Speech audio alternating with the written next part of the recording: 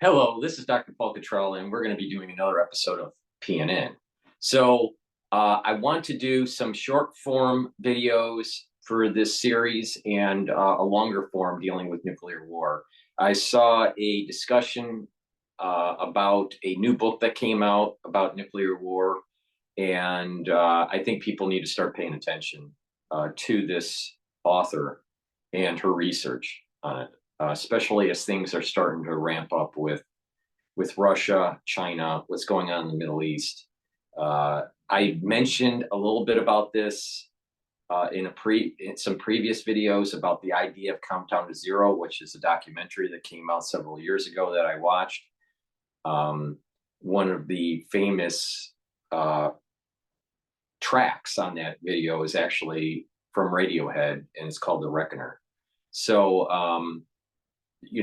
hopefully you get to see the documentary if you haven't, but please pay attention to this author because it's in the same vein as the documentary. Her work is new that she just published. The documentary Countdown to Zero was, I believe I saw it maybe around, it might have been 10 years ago, maybe 8 years ago, somewhere in there. So it's been a while. Okay, let's start with making sure that you subscribe to all my channels.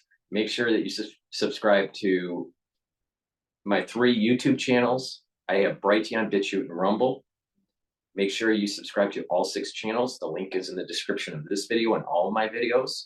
Also, please follow me on X and on GETTR and on Facebook, so you can get notifications, get updates on what I've been doing.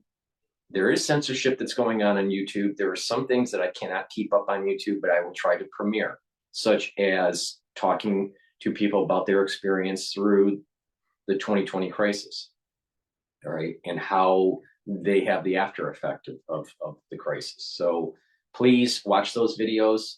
Also, I did a video with Gail about frequencies and how they can affect the body. So please pay attention to that video too. So let's go with CNN, and I want to give you my commentary on CNN dealing with this particular topic, because I think that everywhere I go, everywhere in terms of New York,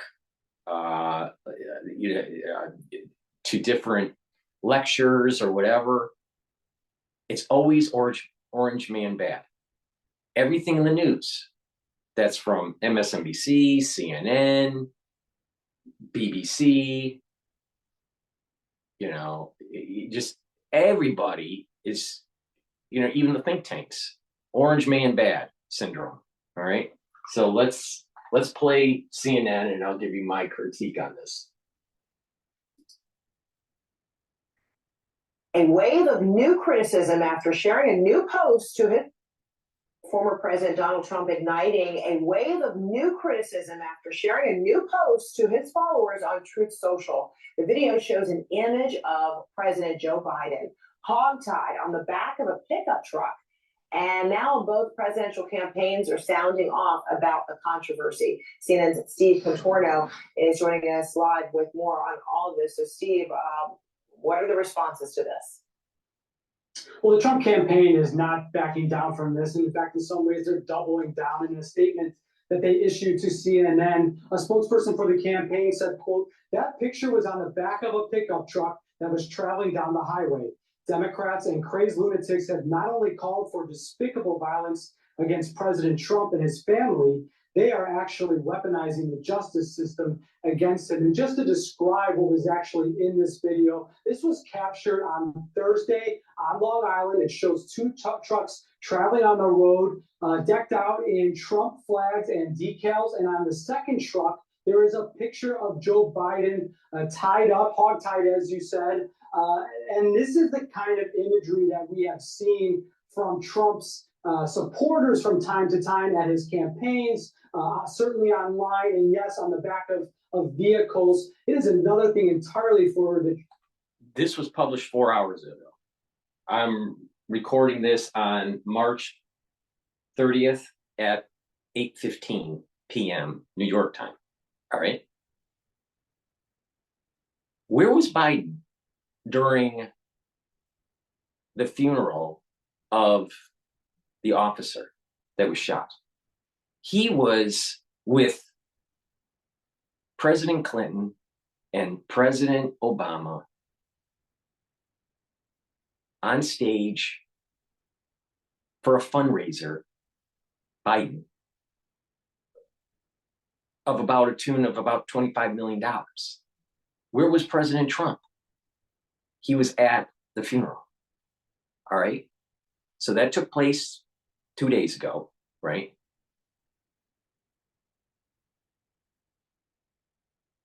And they're more worried about someone expressing their freedom of speech on their truck.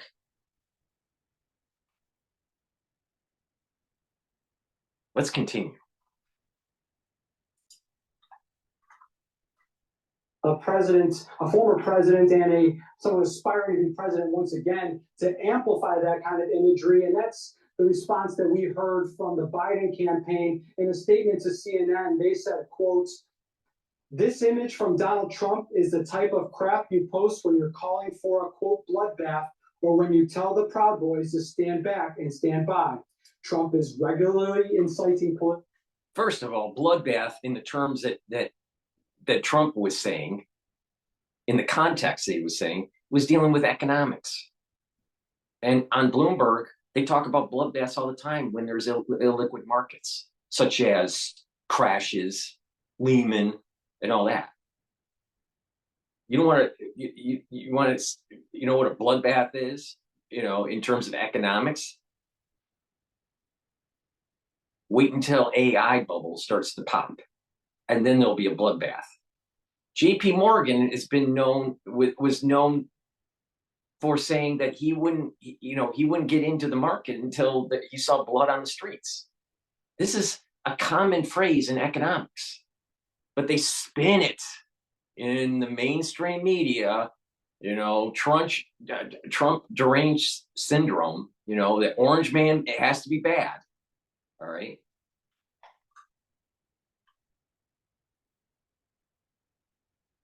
There wasn't that many mainstream media outlets being negative towards Kathy Griffin when she held the decapitated head of Orange Man. Fox did. It's, you know, but they'll have Kathy Griffin on The View, you know, saying that she's the victim.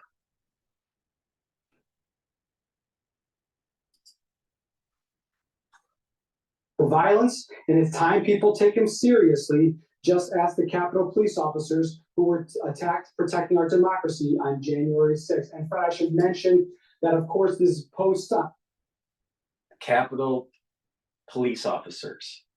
So they're, you know, putting in the context of January 6th. What about Biden being at the down New York officer's funeral instead of raising $25 million for his campaign? It doesn't seem like Biden cares too much about the police officer.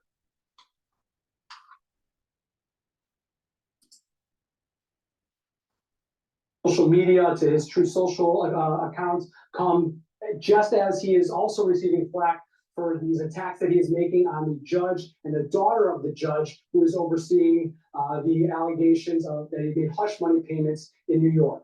Joining us right now, former Republican Congressman Joe Walsh of Illinois and Charlie Dent of Pennsylvania.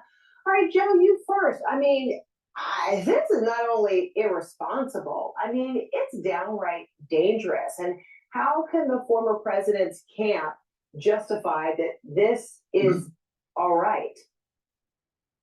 Hey, Fred, they can't, and we can't let them. And this is one of those things where we can't move. I'm voting for Trump. All right.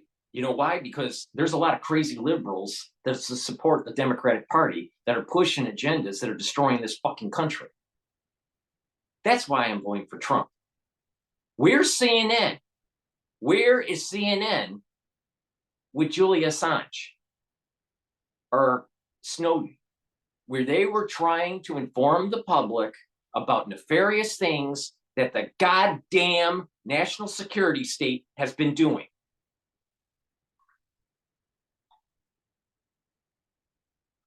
Crickets. Crickets. They don't say anything.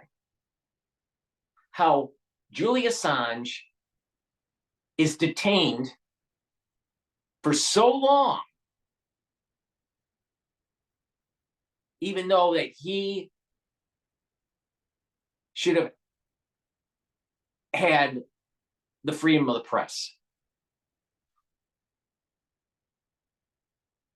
CNN doesn't care. You know why? Because it's not CNN, it's CIA.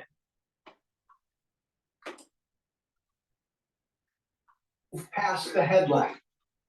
Donald Trump shared an image of the President of the United States tied in the back of a pickup truck, bound and gagged in the back of a pickup truck. I mean, stop there. Yeah, it's inexcusable. No Forget the politics. No.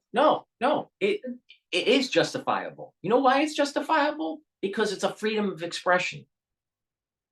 In addition, a national security state run amok, running rogue, is inhibiting your freedoms, your constitutional freedoms, and expanding a national security state, which is elements of the Biopatriot Act. So what the national security state is doing is actually hog-tying the American public. That is the bigger story.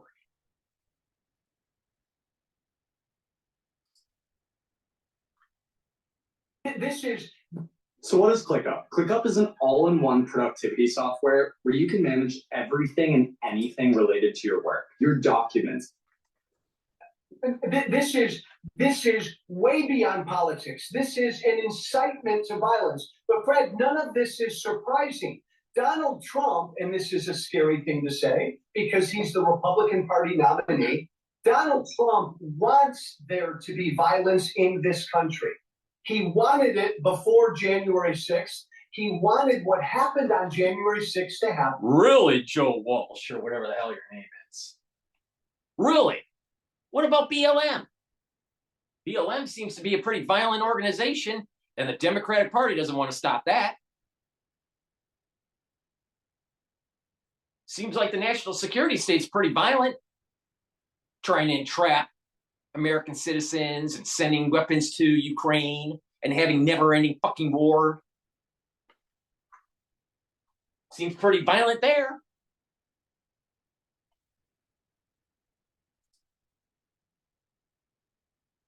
He's doing the same damn thing now, and it's right, by the way, for the Biden administration to aggressively go after him. Mm-hmm.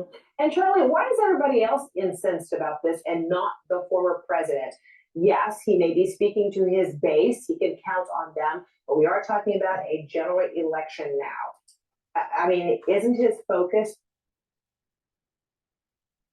The national security state, which is run by the Democratic Party and the Republican Party, or it's not even run by, it's supported by, let's put it that way.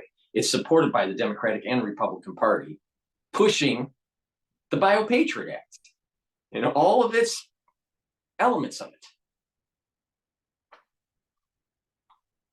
People need to step up and protect their constitutional freedoms. Do you really think that the Democratic Party is really for you and your household? Really? Are they really for freedom? What about Julia Assange, did I just say? Come on. They've been hog-tying Julia Assange for years.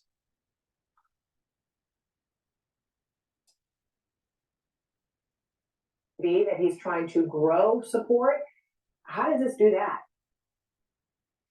Well, he's really never been about expanding the base of support for his candidacy. I mean, he only doubles down on the MAGA element of his base. I mean, he hasn't reached out to the Nikki Haley people. He hasn't done any of that. It's clear to me he doesn't seem to care about broadening the base. What about when they were putting conservative judges during the Trump administration as nominees to be confirmed by the Senate, and the crazy ultra liberals were threatening the judges and protesting in front of their home? What about that, CNN? What about that? What about the historical evidence that shows that when there's a Republican president nominating a conservative justice for the Supreme Court, how the ultra liberal tries to destroy their reputation,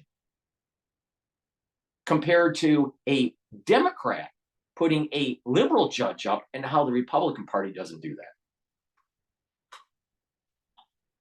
What about Nancy Waters when she said that you got to go to where they eat and where they, where they congregate, and you have to demonize them and ridicule them and protest, attack?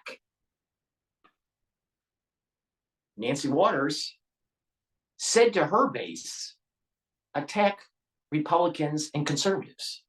Remember that?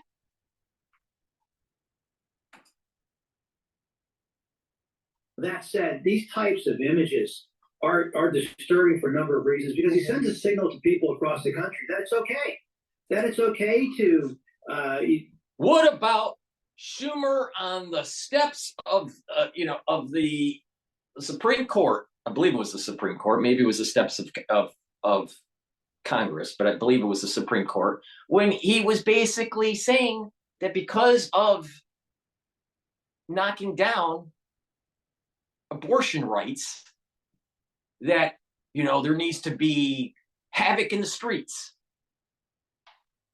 And then eventually he had to apologize for that. Trust me, the Democratic Party is very similar to how Mao acted in China. And if you go against them, they're going to attack you. They're going to attack your credibility. They're going to attack your credentials, or they're going to attack your means of commerce. The Democratic Party is anti-constitutional. But these dickheads, they'll just follow along. These types of images about the President of the United States. I remember as a member of Congress, I had people who call my office, say they were going to do terrible things to the president. I turn it over to the police and the Secret Service, and these people would be visited. And it just sends a horrible signal. This is a really crass attempt, I think, at political humor and negative partisanship. He's trying to converge these two things, and not very successfully, but that's what he is trying to do.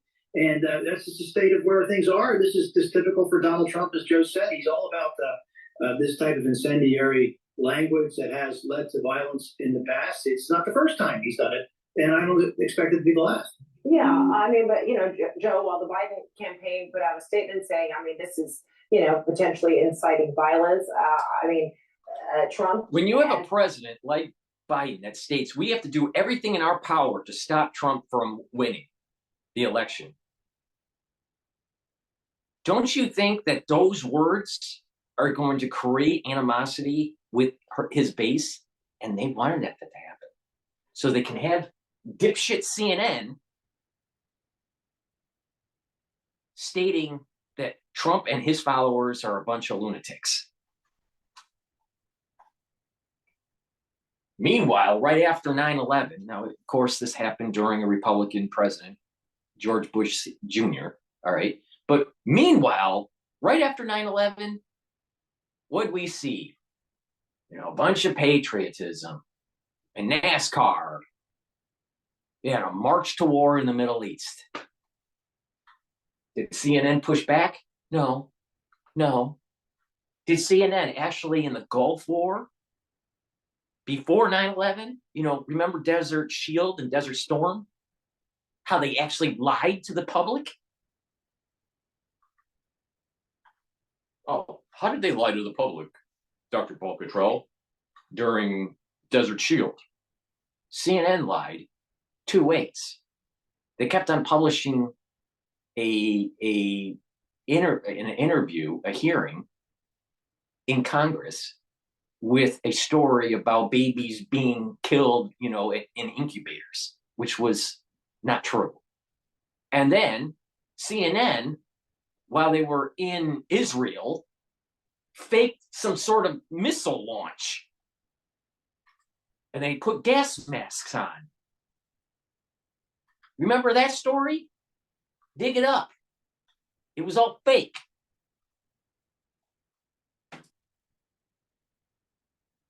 Has done when there have been similar, very inappropriate images or things said, will try to make it seem like it's just a joke. Where's everybody's humor? And that's another way in which to try to normalize something that is just simply outrageous. It's the sitting president of the United States. What about the normalization of the Democratic Party with the crime that's going on all over America? In major cities like Chicago, LA, New York, Miami. Huh? What about the normalization of that? When someone actually steals thousands and thousands and thousands of dollars of merchandise and they get off with no bail? And how many cases where we actually hear that that person actually causes a worse crime, like murder? What about CNN normalizing the crassness of BLM?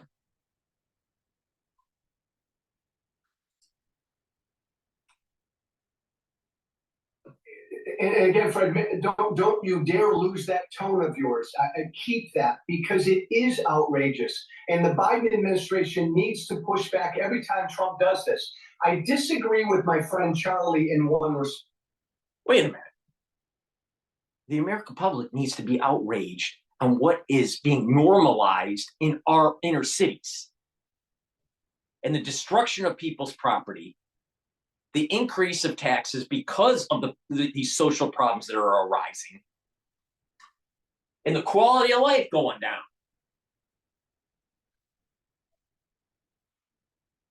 Let's normalize BLM. Yeah. And give them reparations.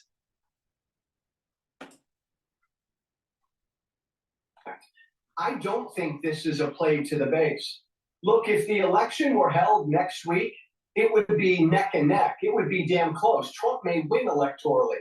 I think Donald Trump believes, I think his team believes, that this sort of aggressive, mano kind of stuff, fight, Joe, you're not getting it. The American public, especially the ones that are voting for Trump or Republican, are fucking sick and tired of how the Democratic Party has destroyed our constitutional freedoms and destroyed our inner cities, destroyed our economics. It was amazing. And I'm not going to play the clip, but the one that started Bloomberg News, all right? I think his name's Matt Winkleman or something like that, Winkle. Now, he had a audio. He was being recorded on radio, and he also did a TV broadcast. I think it was on Thursday, but it was played on Thursday and Friday. Where he's talking about the economics are improving in Detroit, and that the autos, and Michigan is one of the swing states. All right, Michigan is an important state. So is Wisconsin. So is Pennsylvania. So is Arizona. All right, but Michigan is important. All right. So what does Bloomberg do? Because they're orange man bad? Because, these typical stupids, he's saying, well, when they do a survey of individual economic well-being, the people in Michigan are better off now than they were before they started with the Biden administration. Well, that was right in the middle of the crisis of 2020. I mean, I'm not really sure if that's a good comparison. But the point he was making is that when you get the overall average feeling of the economy from an individual, they'll say the economy is bad. But if you ask their personal situation, at least in Michigan, they're saying it's better. All right. So Bloomberg's pushing the state's going to go blue. Now, my understanding is the reason why in the midterm it went blue, right, was because of abortion, the abortion issue. Well, the abortion issue isn't even on the ballot anymore. So it's going to be interesting if it goes red for the presidency or blue. So they can't play the abortion card in Michigan. But the thing is that they're worried because they can't play the abortion card, that they have to make sure that the economy seems to be okay. Well, maybe the Federal Reserve is, maybe they'll give, Biden a little bit of leeway and ease or hold, not tighten, as long as the inflation doesn't spike during the next few months to help him along. I definitely see some sort of alignment with Bloomberg and Biden administration. That's what we need to be upset with.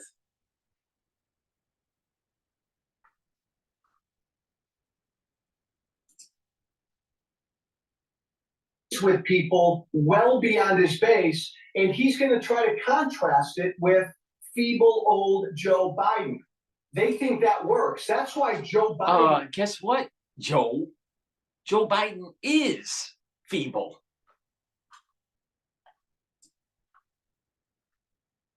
Needs to be aggressive and push back hard. But then, Charlie, I guess the Trump campaign is able to say, and perhaps this is what they're saying, we didn't do that. This is like happening on the highway. Somebody else did this, but they are not condemning it. And by him posting on Truth Social, he's using it as an instrument, if you will, an extension of the very sentiment that he's trying to potentially incite or encourage. I mean, the former president feels like it's okay because there is some distance between the action, what actually happened, and it's his supporters who did it. It's not him.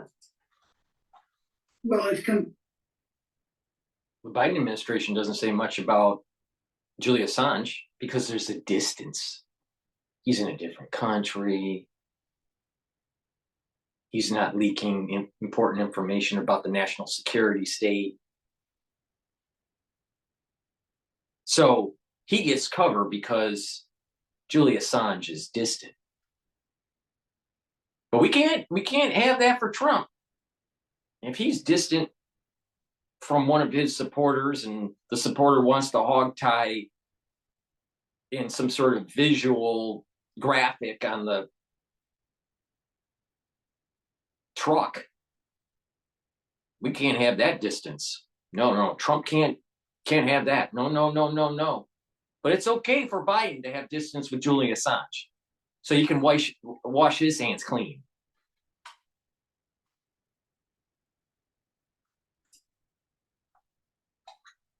Completely absurd and disingenuous for the Trump campaign to say we didn't do this when they reposted it. They broadcast it intentionally. So I don't know how they can even say something like that with a straight face. But I mean, it really just get to the political discourse in this country. When I was a candidate for office, when I would attack my opponent, it was always on a matter of public record, something they said or something they did, a vote they took. It was always that way. It just seems now anything goes. It's crazy. Now, to be fair, Joe Biden. What about the lawfare that's going on? What about when someone doesn't show up to Congress, they end up getting thrown in prison? If you were part of the Trump circle, it's cabinet, advisors. But when you're Hunter Biden and you just walk out or you don't show up, it's okay. It's okay. No, what's happening, you got to wake up. You got to wake up. The Democratic Party plays with no rules. The Republican Party tries to play by rules. There's the problem, is you have a Democratic Party that is going to the gutter. Well, the only way you can fight gutter is be gutter.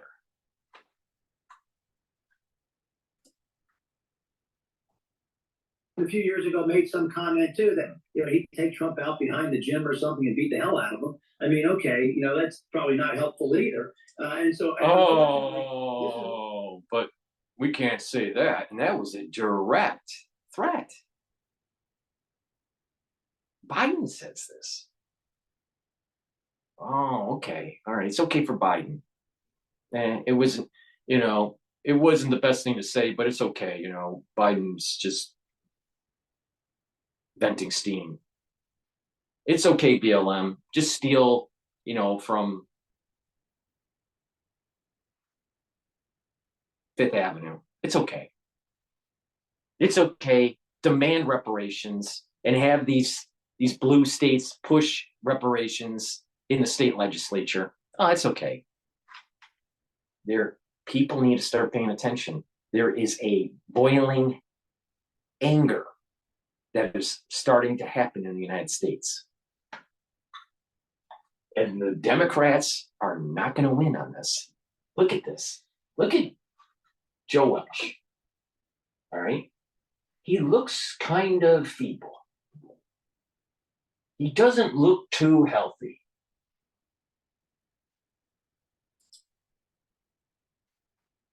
Political discourse is we don't have the same level of a serious public policy conversations that can be aggressive and negative too, but it's about things of public record, and this is just the latest political insanity that is really driven by this negative partisanship, where it's not so much that we like our guy, it's that we hate the other guy more, and this is just another clear example of it. Mm-hmm. Here quickly, Fred. Here's the other reason why Trump thinks this is okay. It's been almost 24 hours. How many Republicans have spoken out against this? How many Republicans have called him out? None. And so as long as that's the case. You're the only two so far. You know what's amazing? You know what's amazing is how CNN, see, here's the problem with the individuals within the Republican Party. All right. Now, obviously, the Democratic Party is crazy. All right. Ultra liberal crazy. All right. But there's a fissure within the Republican Party, and you can see it with the McConnell, crowd. All right. These two Republicans, all right. I thought Joe Welch was a Democrat. He's a Republican. He was a Republican, was a former U.S. representative as a Republican in Illinois. But what you're seeing is that there's this the McConnell crowd, anti-Trump, orange man bad, and so CNN straddles that. All the Democrats, hate Trump, right? And then you have the McConnell crowd, the never Trumpers, right? And then you have the base that's for Trump, right? Is the optics great for Trump with the truck? No, not really. But the thing is, now hear me out on this, because Trump has financial difficulty because of all these lawfares, he's playing the Hollywood game. All publicity is good publicity because it gets his name in the news. Because he doesn't have as much advertising dollars. They could none. Yeah. They could spend all their time calling out Trump. They could spend all their time calling out Trump for everything he's ever done. That's one thing that they're so frustrated with. I think a lot of these Republican members just want to go away. They don't want to have to answer these questions. We'll leave it there, gentlemen. Oh, Bill, they're cowards. They're cowards and they're enabling it. That's what they're doing. They've made that calculation, Charlie. They want to keep their jobs. They want to stay in Congress, so they keep. If there is a growing population that's supporting Trump, and those representatives are supposed to do the will of the people within the context of the Constitution, then they are supposed to support Trump because that's the will of the people. If the will of the people wasn't there, then there would be a different story. It's the will of the people. And the people are frustrated because they are seeing their country being dismantled in front of them.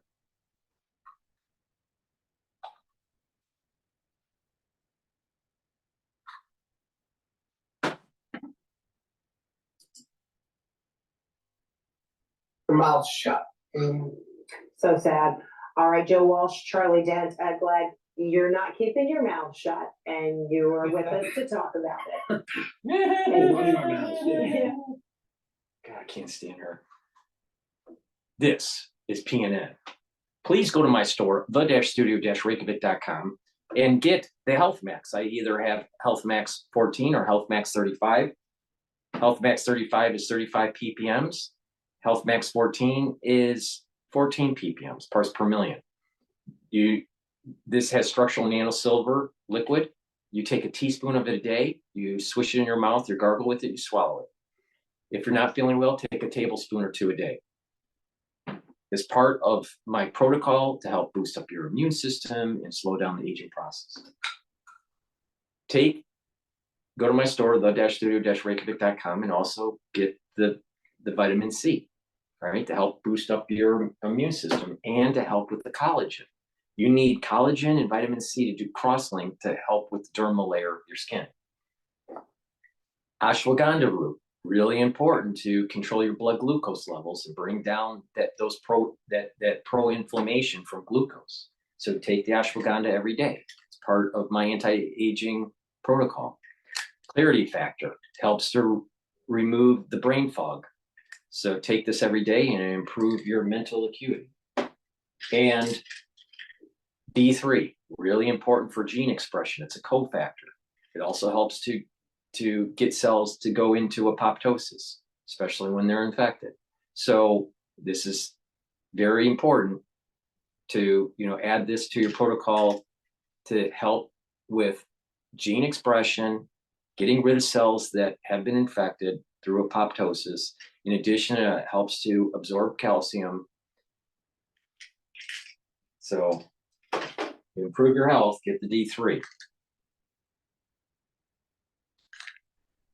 Resveratrol. It's part of my anti-aging protocol. It will help with, it's also an antioxidant. It is synergistic with C60. So take this every day to improve that mitochondrial health, to improve the cell by reducing the stress that's happening in the cell. So go to my store, the-studio-reykjavik.com, and get the supplements. Now, what I want to do is I want to take a look at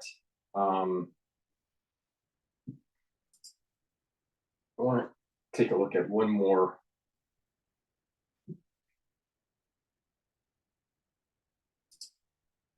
This is about Putin. This is Fox News. The elites are laughing at us. They've come right out and said it. By 2030, they want us to own nothing and be happy. And it's not hard to see that this plan is already behaving properly, when in fact the objective needs to be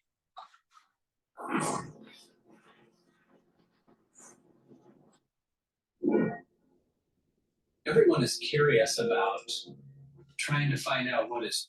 The name of the man, the former Secretary of State, kind enough to join us. Secretary, always good having you on. I know Hope Springs Journal that you capture some of their bad guys. They're more inclined right now to negotiate to release some of our good guys. Never seems to materialize, though. There was even talk with Alexei Navalny when Vladimir Putin had said just days after his death, we were so close to a deal to get him out. I don't know who to believe. What about you? Well, it's great to be with you.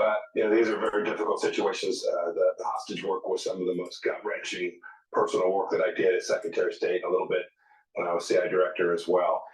As for getting Evan out, there is only one thing. Director Panetta had one part of that right. There's only one thing that Vladimir Putin will release it for, and that is if he believes there's a real cost if he doesn't do so. And to date, apparently there has been nothing offered to Vladimir Putin that will convince him to release Evan Gershkovich. After capturing Russian spies, we should do that. We should do that regardless of whether they're holding someone in wrongful detainment in Russia. If there are Russian spies operating in the United States, for goodness sake, let's go get them. Not because we have someone being held in Russia, but because we need to get them off the streets. There's always trades that can be made. That's very dangerous. We saw that when we got back Brittany Griner. They just take more. They just stock the inventory, Neil. And so this is a question of power and President Biden's capacity to demonstrate cost. And to date, I've seen no evidence that this administration is prepared to impose a real cost on Vladimir Putin to get Evan home. Now, what I'm going to do is I'm going to say something that's Kabbalistic, it's metaphysical, all right? Just hear me out on this. As I was telling you that there was a dark cloud that started across the world on December 1st, 2023, all right? And in January, near the end of January, there was the inflection point where Esau's soul root loses power and Jacob's soul root gains power. And in relative terms, Jacob's power is higher than Esau's power. And this ebb and flows, there's a cycle between Esau and Jacob every 6 months. So every 3 months within the new epoch of a particular soul root, there is a peak, okay? So this soul root for Jacob started to gain power at the end of January, beginning of February. So you have February, March, April, peaks in April, all right? This is also when Passover is happening.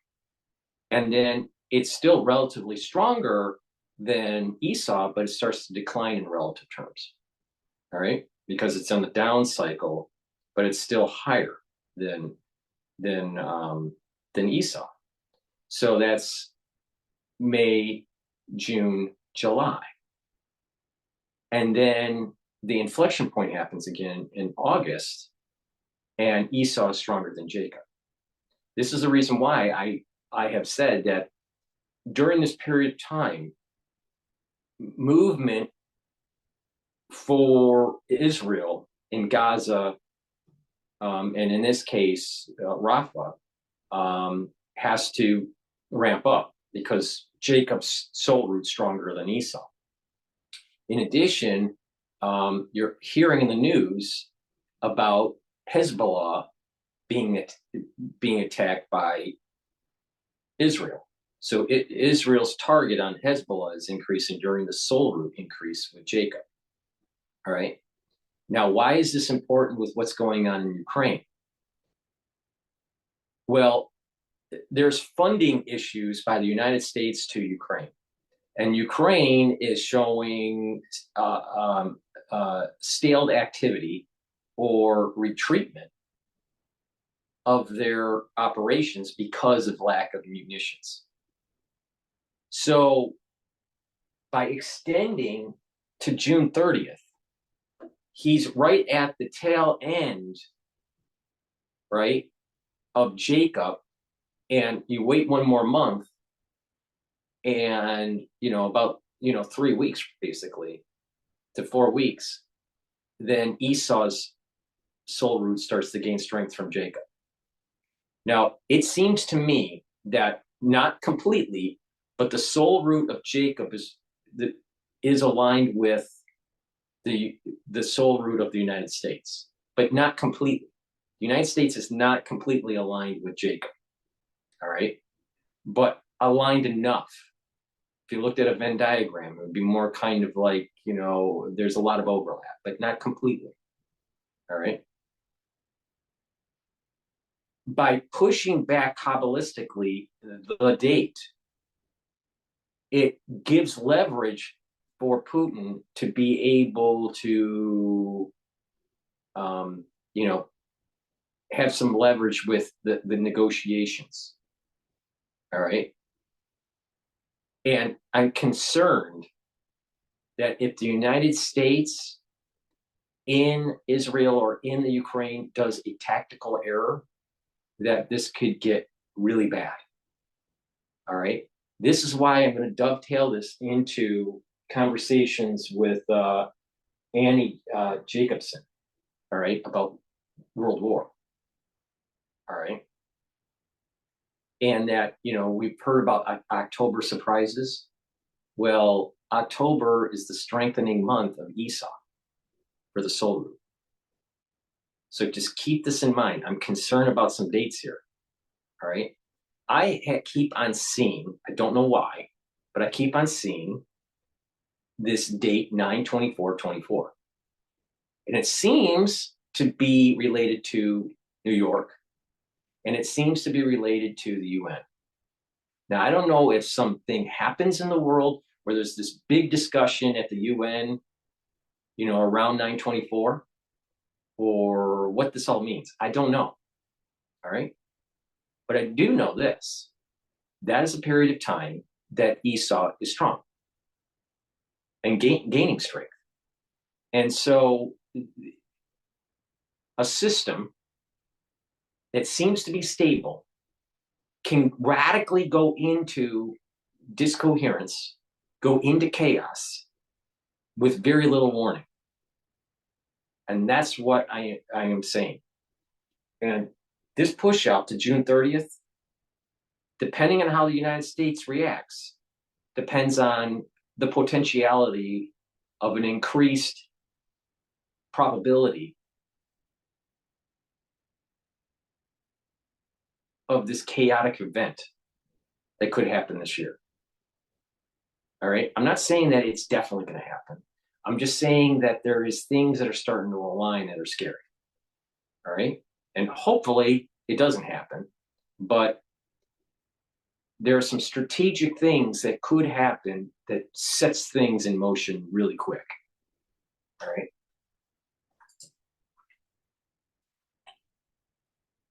This is the type of behavior, Secretary, you kind of expect that of a banana republic or a third world country. I mean, whatever you think of Russia, it is still a superpower. They're punching way under their weight, and I'm just wondering, do they have any concept of how that looks to the world? Welcome to Flatiron School. This is where you learn how the future works, where the whole point of education is to get you a job in a career you love. Neil, they do, but they don't give a rip. This is a long tradition. This goes back. We heard Director Grant talk about his time. It goes back. It predates that too. Right. We have frankly rewarded a lot of countries for taking Americans and holding them, and they find it lucrative. They find it of value. It's how they get a better position for themselves, and that there's no domestic cost, obviously, for Vladimir Putin in doing so. And so here we find ourselves. I mentioned in the context also of the Ukraine war. And we're 2 years into that, right, Secretary? And Vladimir Putin is personally the richest he's ever been. And oil revenues that were supposed to be sort of choked off are at a record high for Russia right now. And it's capitalizing off these higher energy prices. It just seems like upside down world. Yeah, I think it truly is. Look, I think there's three big mistakes that have caused us to go on now 2 years and a handful of months. The first, obviously, was losing deterrence, not convincing Vladimir Putin there'd be a real cost for taking part of Ukraine. We were able to do it for 4 years. We lost it when we left office. Second, we've not held, again, this is much like the issue with Evan, we've not held anything that Vladimir Putin values at risk. When he knows that Ukrainian mothers are putting their children to bed at night and feeling like they may not wake up, but Russian mothers in Moscow are putting their children to bed, and that's all good. There's no cost for Vladimir Putin. The final piece, and this is really the one you get to, the sanctions efforts that the administration began with, where Jake Sullivan came out and said, don't worry, it's just going to take a little bit of time. proved to be completely feckless. They didn't set oil embargoes. They didn't ban the product. They simply set a price cap, and the Russians have found a way to work around that. Sanctions are only of value, Neil, if you enforce them and you make them punitive. This administration chose to not do that because they didn't want gasoline at the pump in America to be expensive in an election year. That's a mistake. It certainly didn't achieve, these sanctions certainly have not achieved their objective. And in fact, you're right, they've made Vladimir Putin even more wealthy in the Russian enterprise, arming their military even easier for him. Secretary, if I can switch gears here to Israel, I'm not even sure a delegation from Israel is coming here or not, whether this will be a video conference. Benjamin Netanyahu, of course, had scrapped the idea when we abstained from this vote that called for an immediate ceasefire. First time I believe that's ever happened. We are promising $3.8 billion on top of the $3.8 billion we give in aid to Israel every year, and some more aid and more arms coming to them. But it seems we're handling it gingerly. And then I'm reminded of Senator Chris Van Hollen of Maryland, who said about Israel, more aid, fewer war crimes. He was referring to their behavior in Gaza and saying that you got to be helping folks and not committing more war crimes. What did you think of that? It's a war crime to actually embed your military, your freedom fighters, with the public. Where is that in the news? Hamas is doing war crimes just by embedding their operations within the civilian population. War crimes. What about the war crimes about the actual burning of civilians during October 7th? That's a war crime by Hamas. Those two war crimes. Now, I'm sure that there are idiosyncratic situations with certain soldiers mistreating, let's say the IDF mistreating Hamas soldiers or even mistreating some civilians. I'm sure that's happening. All wars that happens. But the real war crime is Hamas embedding in the civilian population. And the thing is, it's like a cancer.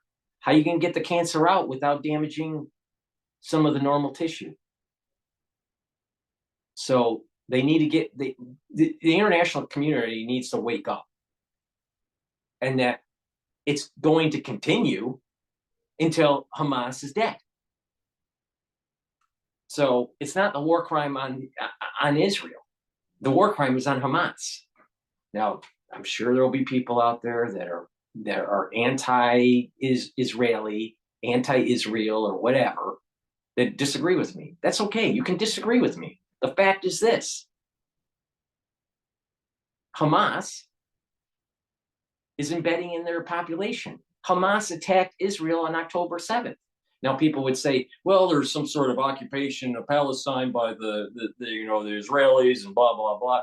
The thing is that Israel and this whole soul root between Jacob and Esau is not a Westphalian concept.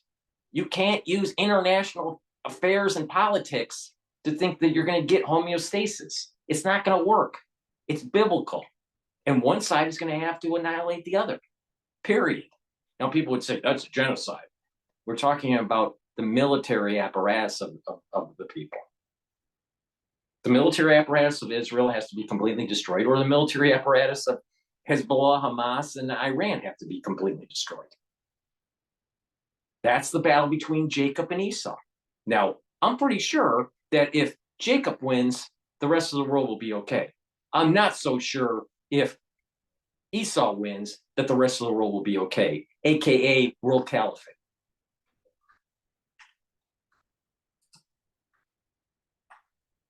I think in some ways, Senator Schumer, Senator Holland have just lost the thread here.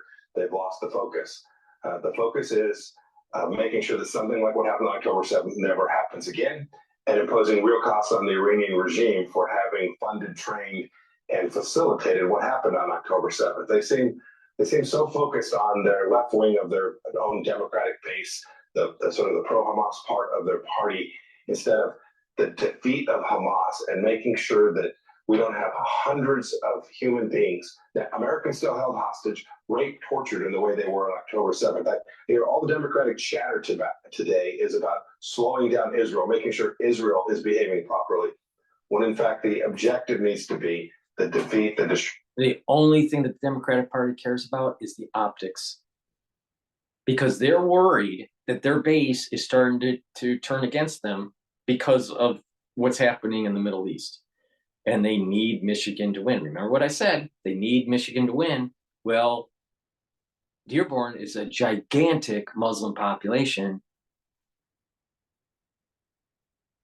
Gigantic.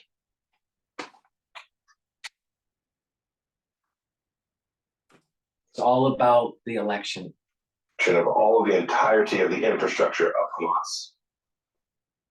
Do you get a sense, we've never done this, of course the UN vote thing was an unprecedented act as well, but we've never cut aid, or we might have in the past, you know history on this matter far better than I did, where if Israel wasn't towing a line that an administration had, there was always the inference maybe your aid will be cut or threatened.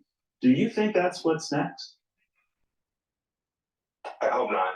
It wouldn't make any sense in the current context. Remember, the Israelis are fighting a common foe. They're fighting the Iranian regime. They're fighting a common foe not only of the United States and of Israel, but of the Gulf Arab states as well.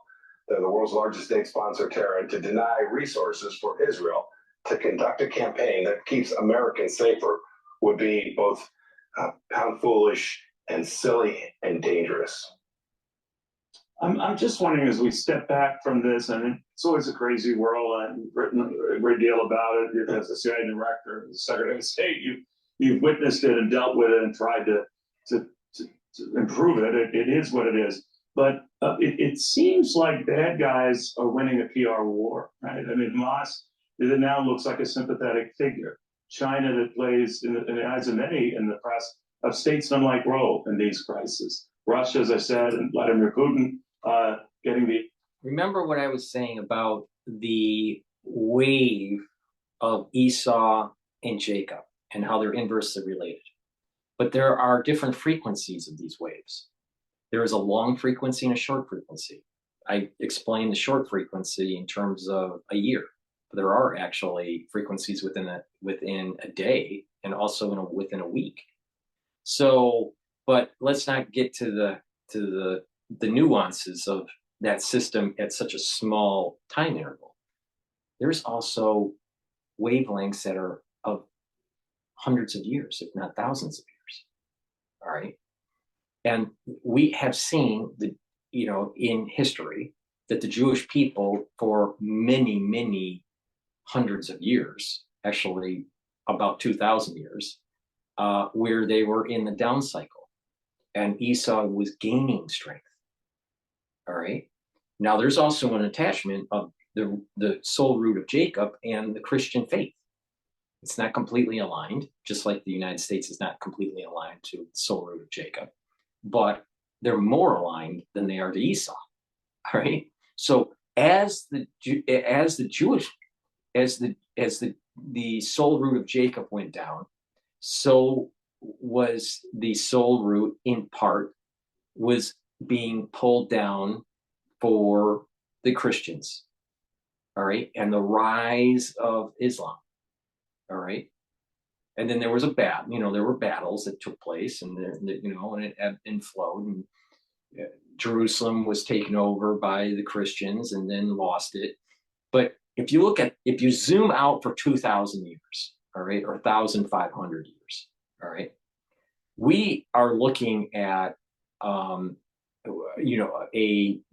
mostly in the aggregate, a downward of the soul root of Jacob and an upward of the soul root of Esau.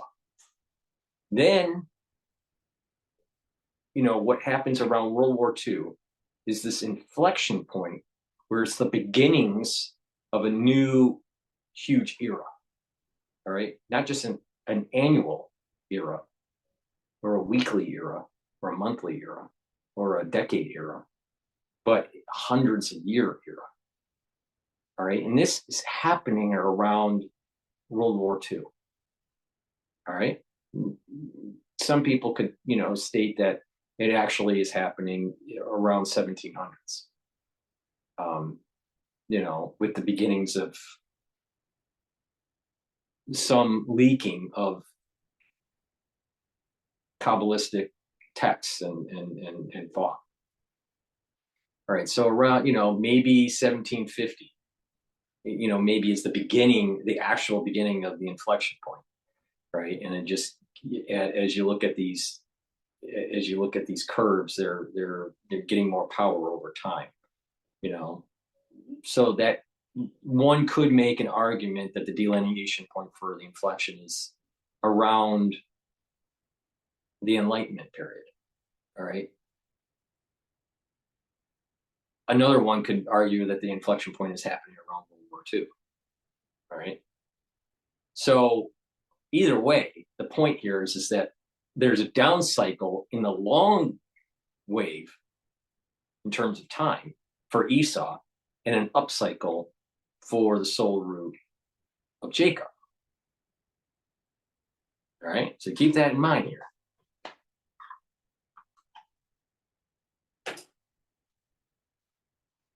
And also having a significant so with that, improvement in I want to make this one last point. So because of this inflection point, as Esau is losing strength in the long wave of time, they're the underdog now. Meanwhile, the Jews were the underdog. All right, Jacob, the soul root Jacob, was the underdog. Right. So now, just like during the Crusades, the Christians were the underdog when the Crusades just started. So liberals, ultra liberals, are not going to be great because their soul root isn't rooted in Jacob. They are going to be antithetical to this movement of Jacob, and they're going to gravitate to the underdog. They're going to gravitate to the soul root of Esau. Now, I know this sounds really strange, and most people don't understand what I'm saying. It's okay. I'm right, though. So, but this is the metaphysical thing that we're seeing that's playing out.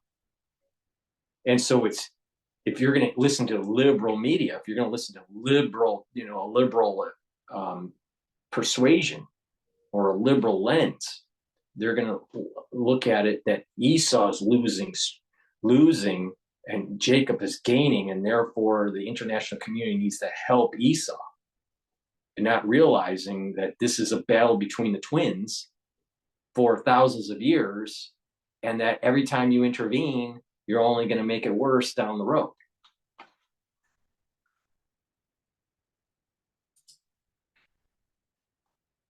And as well, none of this makes sense, Secretary. I think I did. Cavuto, I just told you. That's what's happening. You can't use Westphalian logic. This is a battle of the soul roots. And that there is a mean reversion back to biblical boundaries.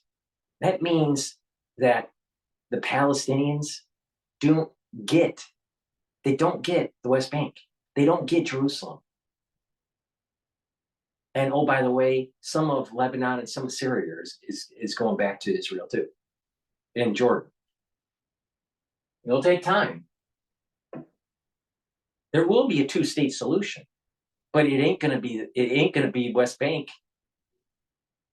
It's gonna be Gaza for the Palestinians. That's it. That's it. And until people realize this, and that the Dome of the Rock is coming down, everything's going to be in an uproar. Because it's not by mistake that they attacked on October 7th. Now, yes, there probably was intelligence failures and blah, blah, blah. And I've given you my reasons on why that happened. People are saying that, there was, some sort of stand down and all this stuff. It has to be investigated. But I think that if there was a will by God to stop it, he would have it stopped. God wanted it to happen because of the infighting that was going on between the Jewish people, the ultra liberals and the orthodox, or you can say that this ultra liberal and conservative faction that's taking place, this fissure within the state of Israel. All right, and that's why it happened, to galvanize the nation to become more cohesive, even though they're not as cohesive as they should be. All right, and that's going to be problematic, especially metaphysically. All right, so with the attack, they know, meaning the Muslims, they know about the red heifers. All right, and all this, the sacrificing of the red heifers, when it does happen, which should be soon, it has to be within this year or so. When that is all done, this is moving right to the Dome of the Rock. 100%. They know this. The Muslims know this. Their clerics know this. Their imams know this. They're not uneducated in terms of the metaphysical. They know about Esau and Jacob and the soul roots and all this. And they try to play the game. They try to game it. Because what did I say? October is the strengthening month of Esau. Right? Well, they attacked on October. So, the point here is that they're trying to slowly stop the inevitable. The Muslims are trying to stop the rebooting of the temple. It's not going to be stopped. And the more that they have their fit, the more death and destruction will ensue. The more collateral damage there will be, especially if they embed themselves within the population. But this is going to mean revert to biblical times. We don't have a say. Mankind doesn't have a say on this. It is of divine providence. It's of divine edict. We don't have a say. It's going to happen. And all the discussions at the UN, it won't mean diddly squat. Won't mean anything. The question that we have in our power is, how bloody is it going to be? Is it going to be a peaceful transition, or is it going to be a lot of blood on the street? A bloodbath, literally.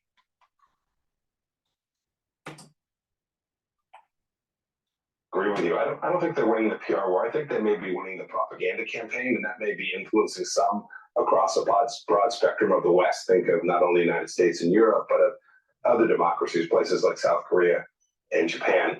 I think what this requires is doubling down on an understanding of who we are and the things that matter inside of our own nations. If we get it wrong here at home, if we don't teach our kids that this is indeed an exceptional nation, and that America is a force for good wherever it goes, not that we don't screw up from time to time, but we're out there trying to make life better for not only the American people, but for people all across the world. If we lose that thread in how we're educating our children, I think you may be right. It could be that the bad guys, the evildoers, win the narrative. And when you win that storyline, when you are viewed as the strong horse, bad things happen here at home. Well, I certainly hope you're right, and I am horribly wrong. Most news networks are wrong. They can't get to the root cause of things. Please go to my store, the-studio-reykjavik.com, and get the C60. I have it in avocado and coconut in a 2 ounce, a 4 ounce, and an 8 ounce configuration. Please go to the store. This is a very strong antioxidant that helps to bring down those free radicals and improve the cellular health and the mitochondrial health. So you're going to have more ATP, you're going to have less stress in the cell, and you're going to slow down the aging process. And you know what? By doing that, you're going to actually start seeing health benefits. And some of the ailments that you've been experiencing as you age will start to diminish. Please go to my store and also get the turmeric. It is a great antioxidant. It brings down that inflammation. It's part of boosting up your immune system and slowing down the aging process. Please go to my store and get the powdered probiotic. I take this every day. I mix it with hummus, but you can mix it with your food or with water. Take it every day to get the proper gut biome. And if you are not sleeping well, it is really important to get REM sleep because it brings down those toxins. It helps to filter out toxins. It helps you to consolidate memory, and it also helps you to get a restful sleep and be more energetic, right?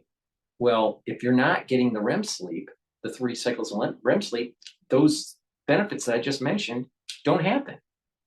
If you're not getting 3 cycles of REM sleep, you're not consolidating memory like you should be. You're not detoxifying your body like you should be. So if you're not getting the sleep that you need, go to my store and get the Good Night formula. This has tryptophan and melatonin in it. Take it every day so you get the restful sleep that you need to be able to detoxify your central nervous system and detoxify your other tissues that are outside of the central nervous system. In addition, by getting that REM sleep, you're going to have better memory, you're going to have better mental acuity. And by the way, there's been research that shows that by making sure that you have restful sleep on a regular basis, that you're going to slow down the aging process and reduce dementia. So take my advice. It's a holistic approach to be able to improve your health. Now, what I want to do is play Piers Morgan talking to Annie Jacobsen on Moscow attack and nuclear threat. This was recorded 5 days ago. Vladimir Putin commands the world's biggest nuclear arsenal and stakes his authoritarian grip on providing strength and security. So the massive terrorist gun attack at a Moscow concert hall on Friday, killing more than 130 people, is the Kremlin's worst nightmare. ISIS-K has claimed responsibility. Russia, without any evidence, says Ukraine played a part in the attack. 2 of the 4 suspects pleaded guilty after they were allegedly tortured by Russian security services. One reportedly received electric shocks to his genitals. Another was allegedly forced to eat his own ear. Well, attention is now turning to how Putin will respond. Does his attack on Russia make the world an even more dangerous place? To discuss this and more, I'm joined by Annie Jacobsen, investigative journalist and author of the new book, A Nuclear War, A Scenario. Well, it's a scenario, Annie Jacobsen, that we're all beginning to have to get our heads around, isn't it? Because the saber rattling from Putin before this about using nuclear weapons was getting louder and louder. I can't imagine it will get any less loud following a terror attack of this magnitude. First of all, welcome to Uncensored. Let me just say that from the top. Great to have you. What's your take on this terror attack? We haven't heard much from ISIS for quite a while. Why have they targeted Russia? How damaging is this to Putin?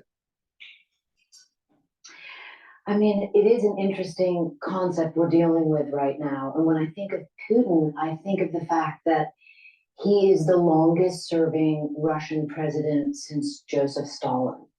And so everything that happens in his orbit is about power.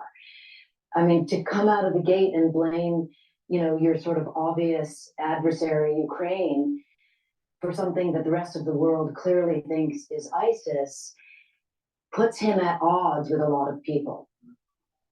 Yeah, and there's no evidence for that at all. In fact, ISIS have brazenly claimed all credit for it and released videos, rather like Hamas did on October the 7th, glorifying what they did. So this idea that somehow this is all part of a Zelensky plot is clearly for the birds. Turning to Putin and his power, we just had another, pretty much the personification of a rigged election. He's not going to lose as long as he's... I personally believe that the terrorist attack that was going on in Russia was CIA operation. Now, why? To somewhat, twofold. One, to potentially weaken the status of Putin in his country. But what it did seem is they actually galvanized his status and elevated him. But also it was to push him, because what's going on in Congress at the time was that the United States wasn't going to fund Ukraine. It's stalled. The funding is stalled.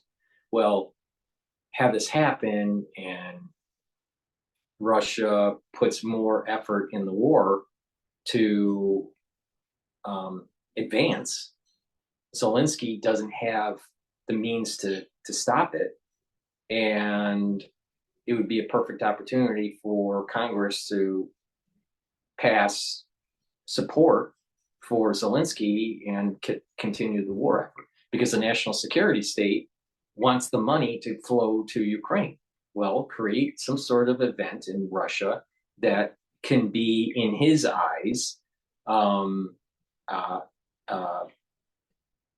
caused by Ukraine, and be able to move the war effort, move the war effort forward in your Ukraine, and the national security state gets what they want. That's the take that I have at this moment in time. I don't believe that it was by accident. I don't believe that it was some sort of, ISIS-K by themselves deciding to attack Russia at that important moment in time. I think it was CIA helped, CIA funded, CIA orchestrated. And let's keep in mind, Putin said this was happening during the Bush administration, Bush Jr.'s administration, when Putin was stating, stop it. And remember on Tucker, when Tucker was interviewing him, and basically the State Department said that they were going to continue on funding these militia groups that were circling Russia. CIA has been known to be doing stuff like this. It's too easy of an answer to say it's just ISIS. Any of these elections. What do you make of his constant threats to the West about potentially utilizing his nuclear armory? Mm-hmm. I mean, the saber rattling coming out of his mouth is astonishing to me. I just wrote a book on nuclear war. I give you a fact-based scenario. And when I began writing that book several years ago, with my research going back a decade, I had no idea that we would be looking at this kind of everyday threats. Look, Putin said on the record that he was not joking about using weapons of mass destruction. It's so alarming. It's frightening to everyone involved. How likely is it that how would the United States react if there was some sort of southern power within South America amalgamating and building up capability, deterrence capability against the United States, and moving it right up to the border, right up to Mexico? Don't you think the United States would get a little pissed off? Well, that's exactly what's happening with NATO and Russia. We caused the problem because we wanted to expand NATO, and we had this concept that we were going to just to fracture Russia and get its resources. A conflict. I mean, look, the whole of the Department of Defense's position on nuclear weapons, on nuclear war, is something called deterrence, right? And also known as prevention. This idea that you can have enough nuclear weapons pointed at the other side, and everyone agrees never to use them. And so entering into this domain as we are now, where you have nuclear armed nations threatening one another with nuclear weapons, it changes the atmosphere that has been in place for decades. And it makes the world on the razor's edge. I mean, the Secretary General of the United Nations said recently that we're just one miscalculation or one misunderstanding away from total Armageddon. Because don't forget, there's no such thing. This is exactly what the documentary of Countdown to Zero was all about. And she's going to probably mention it in this video, but definitely in the next video that I do, she is making the case that this poor calculation, this miscalculation of using tactical nukes will break the fear of using them and lead to ICBM, usage, and then it's game over.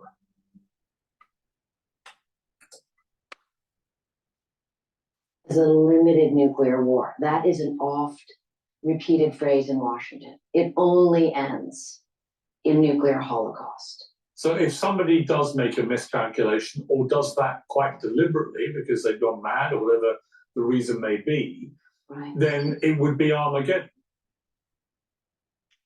That's right. I mean, that is the end game. And so, one of the things that this is where Anne and I agree and disagree. We agree that there's this miscalculation that can happen by either side, the United States or Russia.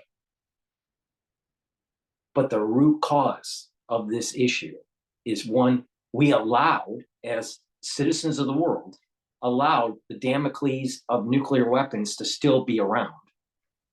Two, we allowed NATO's expansion. If there was an integration economically of Russia post the fall of the Berlin Wall, where they were more aligned with the United States economically, we wouldn't have had a Putin problem. That's the issue. The national security state fucked us up.